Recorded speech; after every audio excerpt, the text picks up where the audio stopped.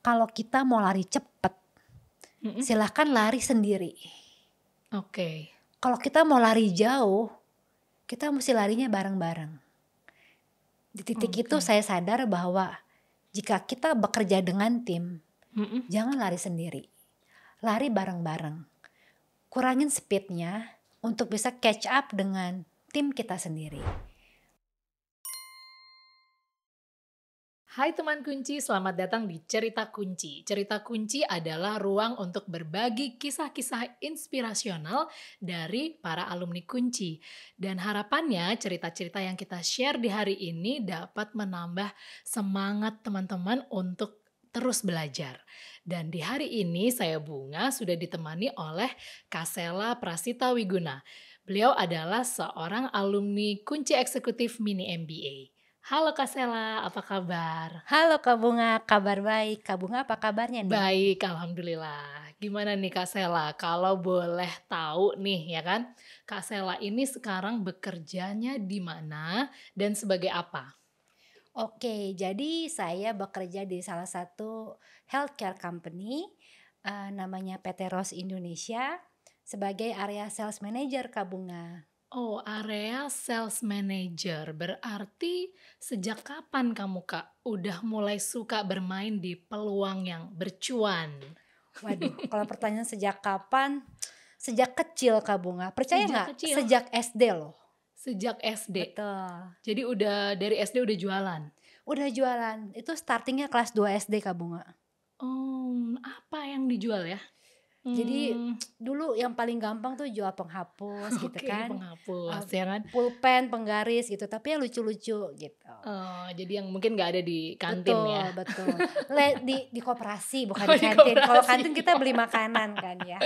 Nah jadi waktu itu terus saya tuh nemuin satu barang gitu ya. Itu rasanya belum ada di koperasi atau di Gramedia sekalipun tuh belum ada gitu. Jadi waktu itu saya jualan pembatas buku Kak Bunga. Pernah lihat gak? Pembatas buku berarti yang kayak tipis gitu ya? Betul. Jadi waktu itu saya gunting dari kertas kado, ditempel, Dilaminating? dilaminating, kasih pita. Wah, Waduh. gemes ya? Iya itu booming banget pada masanya. Wah, benar-benar. Kalau boleh tahu siapa sih yang ngajarin? Kan zaman dulu tuh kayaknya kita agak minim inspirasi ya. Kalau Iya. zaman sekarang mungkin anak-anak udah bisa belajar dari YouTube atau apa gitu. Kamu dulu SD punya ide, gue harus jualan nih. Itu gimana tuh? Jadi lucu sih sebenarnya cerita awalnya. Jadi waktu itu saya ada ikut les private. Nah gurunya itu jualan. Jadi berawalnya Oh, saya jualin barang orang lain dulu. Nah oke. lama-lama kok kayaknya gampang ya. Jadi saya tuh nyontek lah ya Heeh, istilahnya. heeh. Nyontek, kok gampang bikinnya. Akhirnya saya produksi sendiri, jual sendiri. Oke, jadi awalnya ngambil dulu ya. Ngambil Kalau dulu dulu. dropshipper ya kalau sekarang bahasanya. Betul. Baru sadar dropshipper jadinya. Terus kemudian akhirnya baru produksi sendiri, jual sendiri dan Betul. lebih cuan ya kan? Luar biasa Kak Bunga. Oke, nah kita kembali lagi ke posisi kamu sekarang sebagai area sales manager. Ya. Kira-kira pusing gak sih kerja sebagai area sales manager? Ya kalau dibilang pusing pasti pusing ya Kak Bunga. Setiap pekerjaan punya kepusingannya Masing-masing. masing-masing. Tapi yang saya lihat di sini adalah ketika kita pusing berarti kita facing challenge. Once challenge itu berhasil diatasi berarti kita berhasil melewati yang namanya learning curve.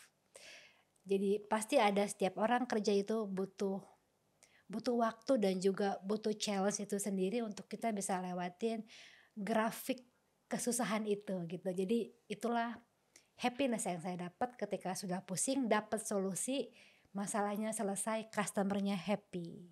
Oke, Kak Sela boleh cerita gak sih perjalanan karirnya kayak gimana? Waduh, mungkin kalau diceritain Kak Bunga kaget nih.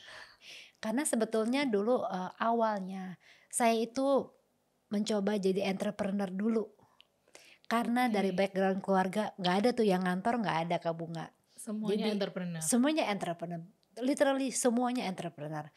Jadi saat itu saya coba jualan snack gitu ya, bazar tuh bazar, dikerjain tuh. Waduh, tapi kok lama-lama bukan ini yang saya cari.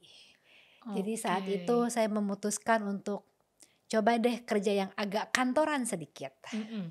Saat itu saya jadi personal assistant salah satu profesor saya di kampus. Cuma sebentar, sekitar 3-4 bulan, saya pikir bukan ini juga. Jadi keep trying and keep looking for, sebenarnya apa yang saya mau gitu. Setelah itu, saya coba jadi, marketing di rumah sakit, Kak Bunga. Oke. Sampai yang namanya jualan, layanan rumah Heeh, sakit, heeh. sampai layanan rumah duka juga saya pernah jualan. Jadi kalau ada yang mau tahu ceritanya boleh, entar saya ceritain.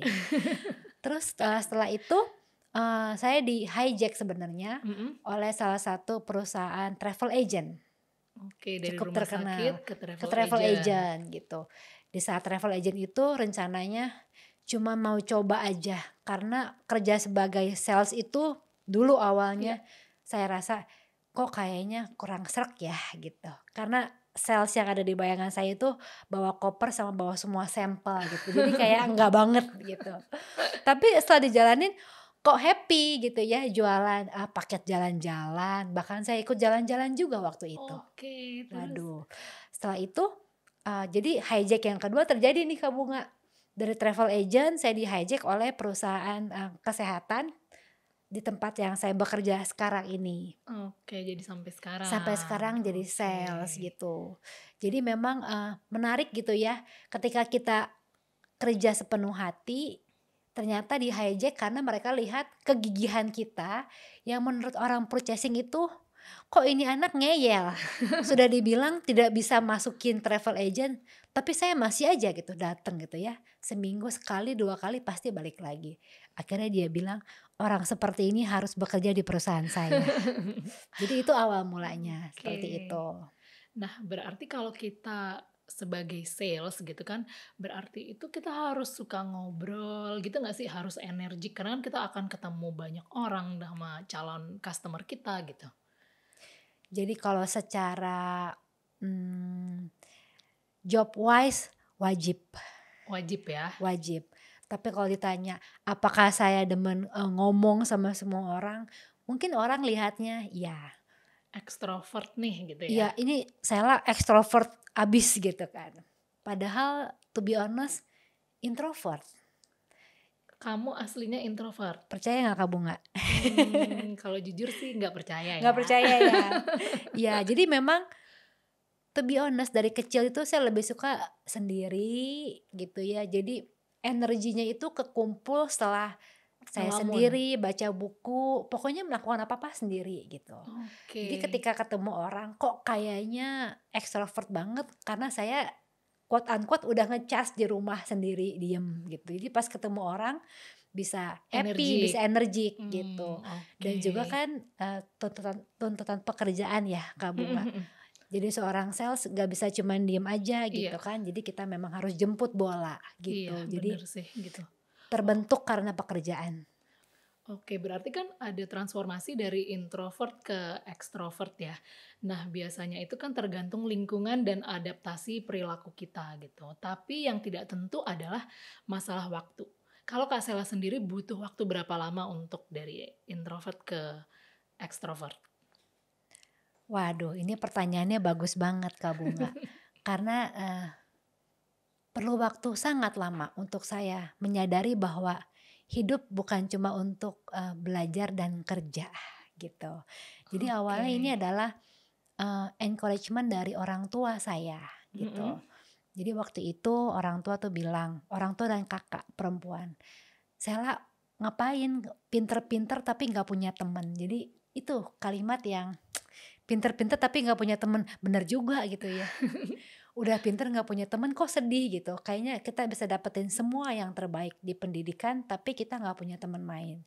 Hmm. Jadi titik balik saya itu saat saya kuliah semester 2. Karena terbiasa menjadi anak yang perfect sejak kecil Mm-mm. sampai kuliah semester 1, orang tua udah mulai khawatir, deg-degser gitu. Ini anak kalau begini terus nih beneran gak akan punya temen ke depannya gitu. Karena fokusnya cuman belajar jadi yang nomor 1. Saat itu saya putuskan memang anaknya nurut dengan orang tua. Mm-mm. Kenapa nih nggak dicoba deh omongan orang tua, kita coba kita liatin, kita kendorin belajarnya. kita banyakin kegiatan di kampusnya. Di titik itu belajar, oh ya ternyata jadi seorang ekstrovert juga ternyata membantu ke depannya gitu. Kita bisa punya lebih banyak teman, dan juga kalau ditarik balik ke pekerjaan saat ini, itu jadi ekstrovert itu tuntutan pekerjaan, Wajib ya wajib. sebagai sales manager, wajib ekstrovert. Betul, karena actually saya itu mulainya nggak langsung jadi manajer Kak Bunga, jadi Oke. sales di area. Mhm, Jadi waktu itu saya dipercayakan satu area itu di Banten gitu ya. mhm. Anak Bogor pegang area Banten gak bisa nyetir. Pertama kali nyetir langsung ke Cilegon. Jadi lumayan jadi gitu. Jadi memang di situ yang saya belajar gitu ya. Dari anak yang gak bisa apa-apa dipaksa harus ada push factornya dulu. Jadi kenapa ditanya bisa berubah seperti itu? Karena ada strong push factor. Strongnya itu adalah pekerjaan. Pekerjaan, berarti Betul, tuntutan pekerjaan ya, betul, selain tadi triggernya juga dari keluarga. betul. Nah, kalau boleh tahu nih ya Kak Sela, apa sih suka dukanya menjadi sales manager?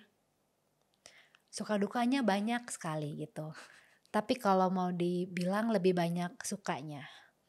Tentu kalau dukanya, mana ini anak millennials coba, teman-teman kunci yang masih millennials boleh angkat tangan di rumah masing-masing. Pasti kalau kita ngobrol dengan teman-teman, yang Gen Z lah ya, Mhm. pasti yang dicari kalau kerja nggak apa-apa gaji nggak tinggi yang penting punya work life balance. Oke, work life Work life balance. balance gitu, anti burnout. Heeh, anti Tapi kalau burnout. ditanya, "Kak Sela kerjanya gimana?" Setiap saat itu on duty gitu ya. Jadi karena kenapa teman-teman, kalau kita jadi seorang sales, setelah jualan, lalu one day customer-nya butuh bantuan Mhm. apapun itu, siapa yang dicari? Yang jualan Iya, kan? benar. Gitu, betul. Jadi disitulah suka dan dukanya. Ketika sukanya relasi itu, wah eksponensial bertambahnya. Cepet Mmm, banget kenal orang, banyak banget gitu. Karena kita setiap hari ketemu orang yang baru. Kalau kita ketemu orang yang lama, kita bukan sales. Karena nggak nambah customer baru gitu kan. iya Nah, benar. ketemu orang yang baru banyak sekali, tapi dukanya kadang-kadang, hilang waktu-waktu untuk bisa me time atau cuti yang benar-benar truly cuti, nggak diganggu kerjaan. Tapi balik lagi karena saya sudah pilih pekerjaan ini dan saya senang dan juga happy di sini, why not? Oke, jadi ya memang sudah, fully concern ya gitu, emang Betul. ini adalah salah satu resiko ya menjadi seorang sales gitu, kita harus ready 24/7 ya, Mbak? Betul banget Kak Bunga, 24/7. Jadi kita kerja 24/7 kayak toko ayam M itu Kak Bunga. Nggak ada istirahatnya Kak Bunga. Bahkan Oke. lucu loh Kak Bunga, kalau, saya inget-inget lagi Mhm, nih mhm. waktu itu, ada satu kali lagi hospitalized dirawat di rumah sakit. Mhm. Saat itu customer butuh bantuan Sela banget, tapi nggak ada orang lain yang bisa bantu. Jadi sambil diinfus, sambil, jawabin telepon, sambil kasih solusi gitu. Tapi itu semua kalau orang lihatnya sedih gitu ya, nelangsa banget gitu, kerja kok gitu banget, kerja apa dikerjain. Tapi ketika setelah tutup quarter nih, lah achieve gitu, itu yang luar biasa yang nggak bisa dibeli dengan apapun, itu happy banget di saat itu. Oke, jadi achieve target itu juga salah satu hal yang membikin happy gitu ya? Betul, itu karena KPI seorang sales, kalau nggak bisa achieve, Iya, silahkan cari terlalu pekerjaan dekat lain. dengan sales ya kan? Betul. Oke, ketika bekerja dengan target gitu ya, seseorang memerlukan ambisi untuk meraihnya, ya kan? Nah, ambisi itu diperlukan tapi harus dibatasi. Karena kalau misalkan kita berlebihan, takutnya nanti akan relate ke stres gitu ya. Kalau Kak Sela sendiri gitu, gimana cara mengolah ambisi versi Kak Sela? Oke, jadi saya dapetin formula ini nggak satu hari satu malam gitu. Oke. Jadi saya coba tarik, benang merah Kak Bunga. Dari Mhm. awal sebagai single kontributor di, area sales hanya milik saya sendiri.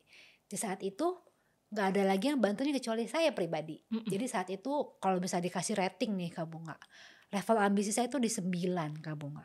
Oke, pada saat Saat single pada kontributor. saat single kontributor, karena no one will help Mhm. kecuali my boss Mhm. gitu kan. And then seiring berjalannya waktu dipercaya jadi area sales manager, saya nggak langsung 5 Kak Bunga. Tim member itu dari 3 bertahap, kayaknya bisa nih, tambah lagi jadi 4 dan latest jadi 5 orang gitu. Mm-mm. Ketika punya tim itu akan jadi beda. Ketika kita jadi people manager itu jadi beda.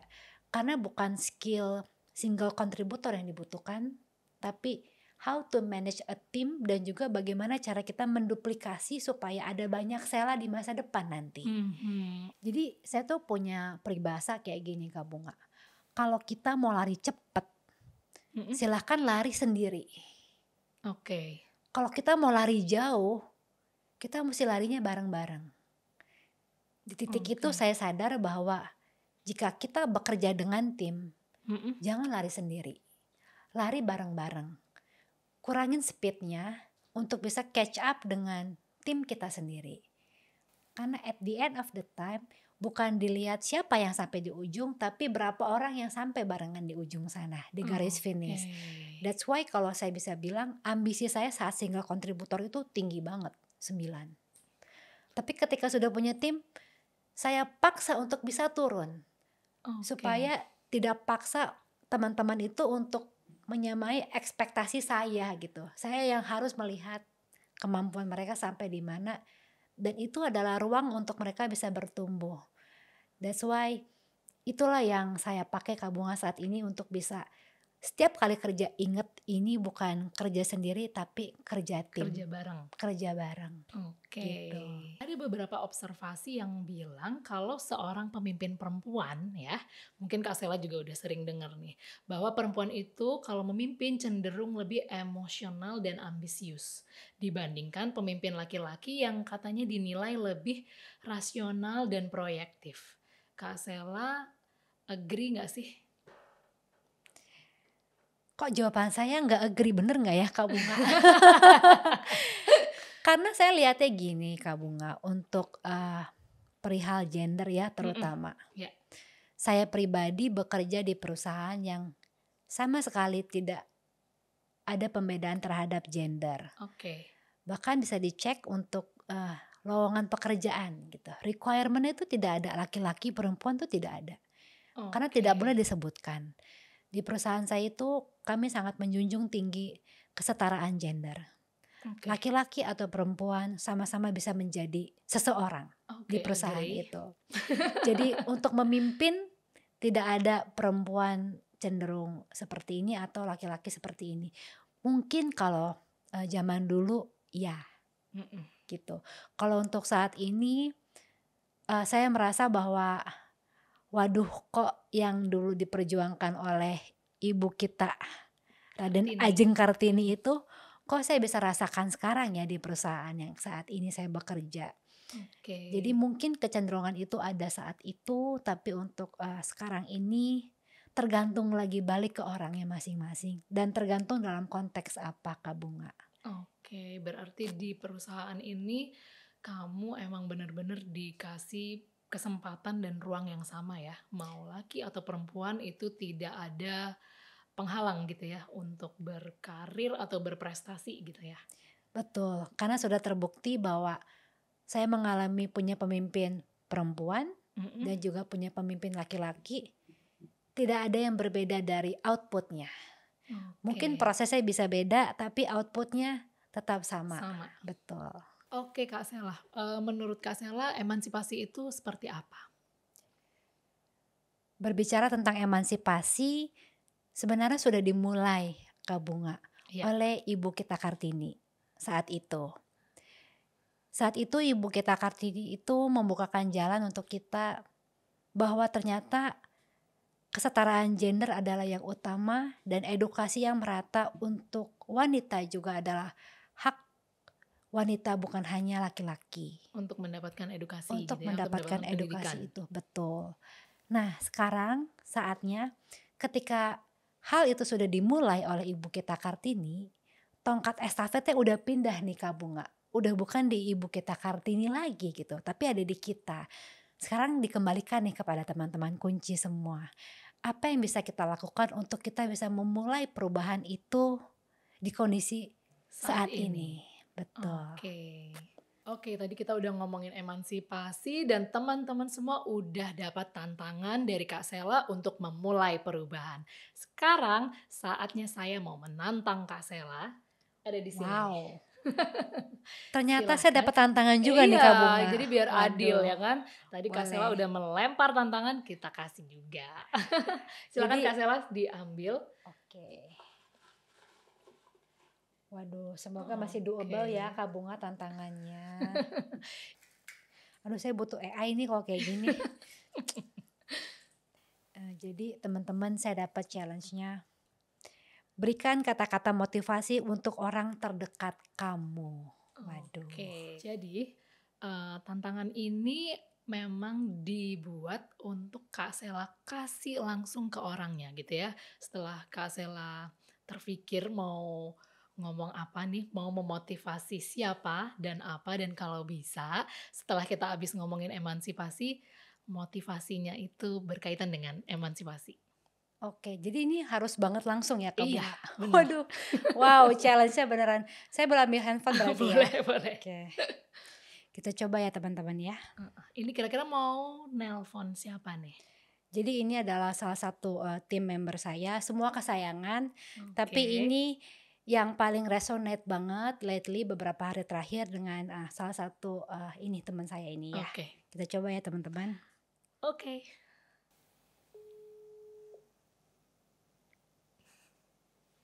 Halo, Ci. Halo Len. Len, Iya, kenapa? Happy Sunday. happy Sunday non. Sorry ganggu loh Iya. tiba-tiba telepon. Iya, kaget. Kenapa nih? Ada apa ini? Enggak apa-apa. Non, ini cuman Cici mau bilang thank Oh, you so much ya, selama ini kamu udah effort banget. Kamu sambil ngurusin Love, anakmu baru 2 tahunan, sambil tetap berusaha melakukan yang terbaik untuk kerjaan di kantor gitu kan. mm, Jadi Cici ngerasa very grateful gitu punya Sherlyn di tim Cici gitu. Dan harapannya ke depannya Sherlyn itu bisa menentukan pilihan yang terbaik sebagai mamah bekerja gitu ya. Tetap bisa ngurus anak, tetap bisa kejar karir juga. Meskipun kita nanti nggak satu tim lagi, tapi Cici yakin Sherlyn tuh pasti bisa jadi orang. Dimanapun Sherlyn amin. kerja, apapun bentuk kerjaannya, pasti Sherlyn jadi sukses dan jadi orang yang berhasil. Ya Lyn ya. Amin. Iya. Oh, jadi melo, Cici. Iya, karena apa ya, tiba-tiba Cici kayak resonate banget gitu. Waduh, ini timku ini sebenarnya sayang banget gitu, tapi kamu juga harus apa ya, ambil keputusan gitu kan untuk masa depanmu gitu Len. Dan Iya. iya, apapun keputusanmu aku support. Oke, sip. Kok diem Tuh, sih gitu Non? aja, Ci. Kenapa? Itu aja. Kurang panjang. Oh, kirain ada kerjaan apa yang Charlotte miss. Enggak lah, enggak. Aku cuma mau bilang Bukan. thank you aja, Oh, thank you banget. Karena benar-benar aku akan kehilangan, tapi kamu salah satu yang terbaik yang Cici miliki sebenarnya. wah, thank you, Cici. Charlotte juga leadernya yang paling the best lah, Cici ini udah. Bisa wae ya. Sumpah, Cici. Sumpah Kan ya ampun. tadi pertama udah berapa kali? 2. Iya. Ya Ya gitu. coba lagi kalau misalnya dalam minggu depan bisa kasih kabar yang baik ya buat Cici. Semoga Sharon masih bisa bertahan lebih lama lagi sedikit, tungguin Cicinya ya. Amin. Iya, Ci, tak usahakan. Iya, oke, sip kalau gitu. Thank you ya Non ya. Iya, thank you Cici. Sama-sama Have a good Non. Sunday.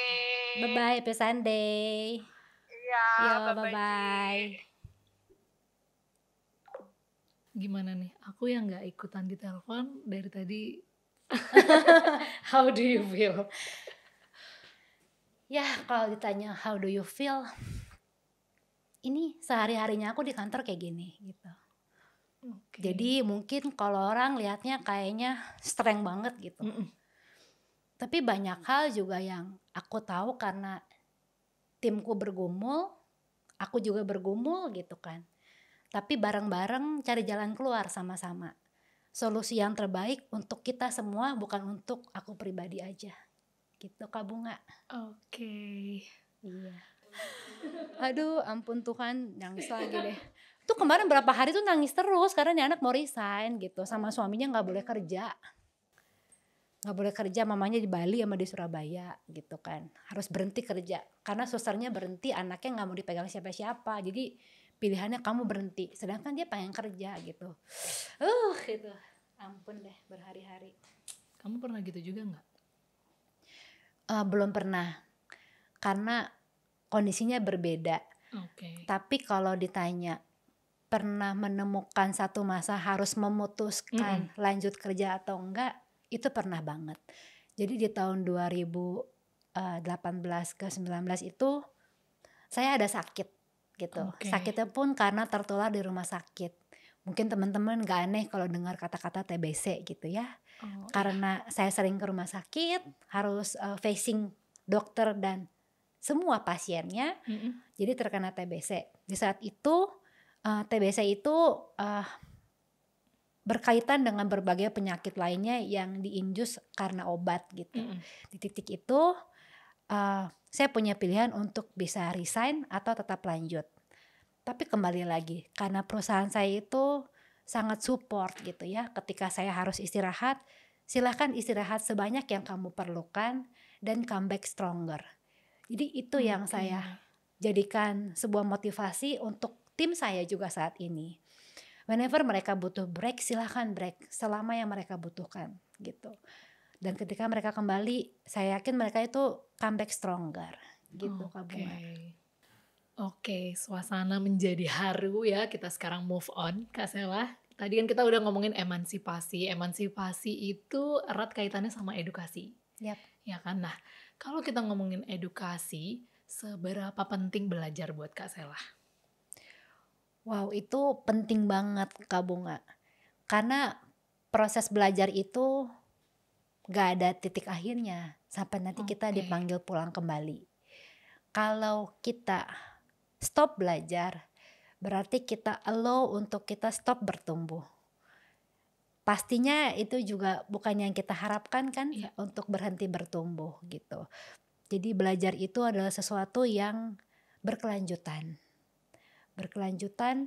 dan seberapa tahan kita untuk bisa menghadapi setiap cobaan di setiap pelajaran itu sendiri. Itu yang paling penting, begitu Kak Bunga. Kapan kita tahu kita itu perlu untuk bertumbuh? Itu gampang banget Kak Bunga untuk kita dapat ciri-cirinya. Ketika kita sudah merasa terlalu nyaman dalam waktu yang terlalu lama, berarti di situ udah kasih sinyal bahwa ternyata kita masih bisa loh untuk grow lagi. Karena pasti dalam proses pembelajaran itu ada grafiknya ya, kita ups and down. Ketika kita udah bisa settle, mau gak mau grafiknya akan stabil, stagnan. Nah ketika kita willing untuk bertumbuh lagi, cari new challenge tersebut, cari lagi tantangan barunya. Jadi kita mau gak mau dipaksa untuk belajar lagi. Kak Sela, tantangan apa yang kamu pakai untuk keluar dari zona nyaman kamu? Kalau dari pengalaman Sela pribadi nih Kak Bunga, Sela selalu cari tantangan baru tapi yang gak terlalu long term. Jadi lebih ke arah yang short term gitu.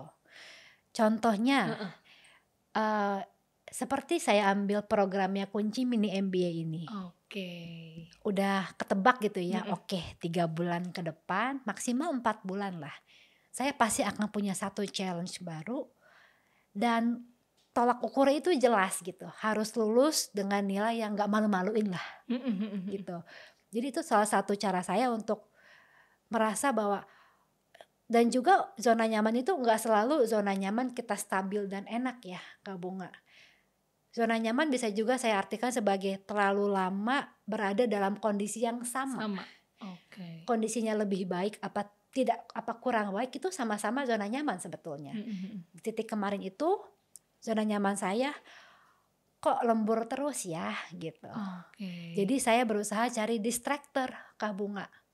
Apa nih hal lain yang bisa saya lakukan selain bekerja sampai lembur jam 2 pagi gitu. Jadi saya cari, saya timbang, oke ini terukur 3 sampai 4 bulan ke depan saya akan masuk ke dalam schedule yang baru di setiap harinya. Jadi apa yang ditimbang kemarin itu setelah akhirnya milih mini MBA gitu? Mini MBA sama apa? Waduh ini lucu banget loh Kak Bunga kalau ditanya pembandingnya apa.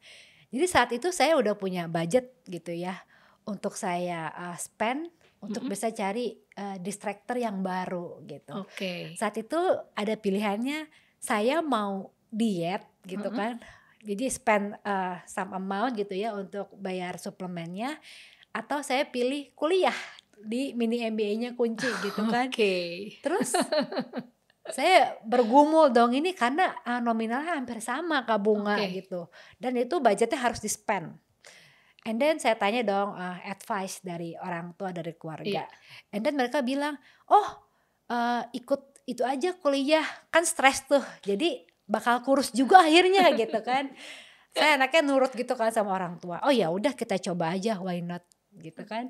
Setelah dicoba ternyata nggak makin kurus sih gitu. Tapi ternyata saya nggak pernah nyesel untuk join program MBA. ini gitu. Oke. Gitu Kak Bunga. Iya. Nah kenapa? Apa yang membuat kamu merasa oke gue nggak nyesel sih akhirnya memilih si mini MBA dibandingkan si program pelangsing? Ya, jadi itulah prosesnya Kak Bunga. Saya selalu menarik apapun gitu ya, pengalaman saya itu enggak hanya dari outputnya apa yang saya dapatkan, tapi proses yang terjadi selama program sampai saya bisa lulus di mini MBA-nya Kunci ini gitu. Pertama, ketika saya harus lembur setiap hari, saya cari distractor dengan jam tidur yang masih sama jumlahnya setiap harinya, tapi saya dapat time management untuk bisa handle berbagai macam masalah dalam hari yang sama di orang yang sama. Karena terkadang untuk kita bisa memecahkan suatu masalah, kita punya uang pun, kita mau ikut kursus pun nggak ada yang jual kursus permasalahan hidup tuh nggak ada gitu. Iya sih, benar. Jadi di situ saya coba, jadi embrace dulu ya, jadi terima dulu, admit gitu, ini keputusan untuk join program ini. Iya. Masalahnya kok makin banyak gitu ya, nggak makin berkurang gitu. Padahal kita spend money loh untuk bisa kuliah ini gitu ya. Jadi saya merasakan bahwa time management saya itu jauh berkembang menjadi lebih baik gitu kan. Teamwork juga itu sangat kerasa bedanya ya gitu ya. Semakin mengasah untuk bisa menjadi people manager. Balik lagi, how to delegate task kepada tim gitu. How to give a room for another people untuk bisa contribute. Itu yang paling penting. Karena kita nggak bisa jadi one man show, tapi kita harus tampil sebagai tim yang kerja bareng, punya hasil bareng, dan suksesnya juga bareng-bareng. Gitu Kak Bunga. Nah kan tadi kamu cerita sekarang di posisi kamu aja sampai lembur-lembur gitu ya. Terus sekarang ngambil mini MBA gitu, pada saat itu ya kerjaan juga padat gitu. Terus mini MBA juga jadwalnya kan padat juga gitu ya. Betul. Nah Kak Sela ini masih nongkrong-nongkrong gitu gak sih? Atau sekedar me time? Karena kan tadi bilang gue butuh me time nih gitu dengan pekerjaan gue yang harus ekstrovert. Oke, jadi pertanyaannya itu jawabannya diusahakan semuanya tetap ada tapi porsinya berkurang. Gitu, karena pada intinya kuncinya adalah prioritas Kak Bunga. Ketika kita punya banyak hal yang harus dicari solusinya, and then yang mana dulu nih kita harus susun skala prioritasnya. Itu pertama. Ketika sudah punya list skala prioritasnya, kita atur waktunya, yang mana yang lebih banyak, yang mana yang lebih sedikit. Kalau untuk me time jujur harus tetap ada walaupun waktunya limited. Gitu, tetap ada sih Kak Bunga. Cuma memang waktunya digeser ataupun dikurangi sedikit, di-spend lebih banyak ke yang jadi prioritas pertama di saat itu. Oke, dari tadi kita membahas belajar dan proses gitu ya, tapi tidak bisa dipungkiri kita pasti juga butuh hasil. Nah, gimana dari hasil belajar dan bertumbuh yang sudah Kak Sela lalui? Ini mungkin yang menjadi kenangan tidak terlupakan ya sampai nanti saya tua dan Oke. bisa cerita kepada anak cucu nanti gitu. Berawal dari iseng ngambil program mini Mini MBA MBA. kunci aja, bener-bener receh gitu kan Mm-mm. alasannya, cari distractor. Iya. Sebenarnya cari distractor pilihan lain banyak, kenapa harus keluar uang? Itu pertanyaannya kan. Heeh. Karena kalau nggak keluar uang saya nggak ada rasa takut. Waduh, Oke. takut rugi, itu yang paling penting. Ya udah keluar uang nih, masa nggak punya hasil, kan sayang banget Iya. gitu. Lalu yang kedua, setelah saya jalanin, saya paham betul dan sadar betul ketika saya join program ini tidak akan ada titel tambahan di belakang nama saya, which Oke. is saya baca betul dan paham tidak akan ada degree gitu ya, Mm-mm. MBA gitu. Saya paham. Dan saya yakin ketika saya join program ini, semua orang di program itu mostly akan berpikiran hal yang sama dengan saya, berarti mereka kejar ilmunya Mm-mm. gitu. Dan di situ saya mengambil bahwa ini adalah tempat yang aman dan juga tepat untuk saya bisa berkembang, bertumbuh bareng dan juga belajar dari satu sama lain, teman-teman yang ada di batch 2 gitu. Apa hasil yang didapatkan? Agak merinding jadinya gini. Jadi saya itu join sekitar bulan Oktober kalau nggak salah ya, 3 bulan kan ke Desember Iya. gitu ya. Jadi waktu itu saya join, lalu saya ikut ada tugas akhir. Di sela-sela antara tugas akhir menuju graduation, ternyata ada opportunity datang gitu Kak Bunga Oke. dari perusahaan tempat saya bekerja. Ini ada lowongan nih untuk 4 bulan ke depan kalau mau coba. Kebetulan lokasinya ini akan bekerja di level Asia Pasifik di Singapura gitu. Oke. To be honest, saya nggak yakin. Selalu berpikir masih banyak yang di atas saya gitu. Kenapa harus saya? Tapi keluar juga pertanyaan, selalu why not? Mm-mm. Nggak ada yang rugi dan nggak ada yang salah dengan kata mencoba, teman-teman. Jadi di titik itu saya coba dulu aja. Nothing tulus. Kalau gagal pun nggak akan impact apa-apa. Iya, At benar. least we tried. Mm-mm. Gitu kan. Jadi saat itu saya coba apply. Saya nggak coba mengangkat, saya sudah pernah mini MBA, Iya. enggak. Heeh. Saya cuma simple as tulis join program short course gitu. Saya bilangnya short course, 3 month short course mini MBA gitu. And then mereka tanya ke saya, apa yang kamu dapat gitu dari Iya. program ini gitu. Satu hal yang langsung keluar di pikiran saya adalah seseorang jika dia mau berhasil, at least harus punya spirit ini Kak Bunga. Mm-mm. Kak Bunga tahu starter kan ya, orang Iya. yang memulai. Yes, benar. Tahu. Tidak semua starter akan menjadi finisher Kak Bunga. Setuju. Jadi once kita join program ini, kita sudah start, hasil akhirnya ditunggu itu kan kita selesai atau enggak. Iya. Jika selesai, apakah dengan hasil terbaik yang bisa kita lakukan atau asal-asalan aja? Karena nggak ada degree-nya kok. Iya. Gitu. Jadi waktu itu atasanku, timku yang di Singapura bilang bahwa mereka butuh orang yang bisa jadi starter sekaligus finisher. Karena pekerjaan ini itu adalah sebuah project dalam kurun waktu 4 bulan ke depan. Jika orang yang duduk di posisi itu hanya bisa menjadi starter, and then project itu akan berakhir tanpa titik akhir gitu. Semuanya akan menggantung. Jadi saya bersyukur sekali karena Kunci sudah mendidik saya selama 3 bulan ini dan juga melatih kami semua yang ada di mini MBA-nya, eksekutif mini MBA-nya Kunci ini untuk bisa mandiri mengerjakan tugas, mandiri mengumpulkan tugas tepat waktu, berani menominate diri sendiri untuk bisa present hasil diskusi kita di kelompok. Itu adalah hal-hal basic yang dibutuhkan di dunia pekerjaan saat ini, Kak Bunga. Oke. Berarti secara tidak langsung semuanya ditempa untuk menjadi finisher ya. Betul, mau tidak mau. Oke. Kak Sela, kita udah ngobrol banyak banget dari tadi, dan sebelum kita mengakhiri cerita kunci, mau dong dikasih lagi motivasi untuk teman kunci.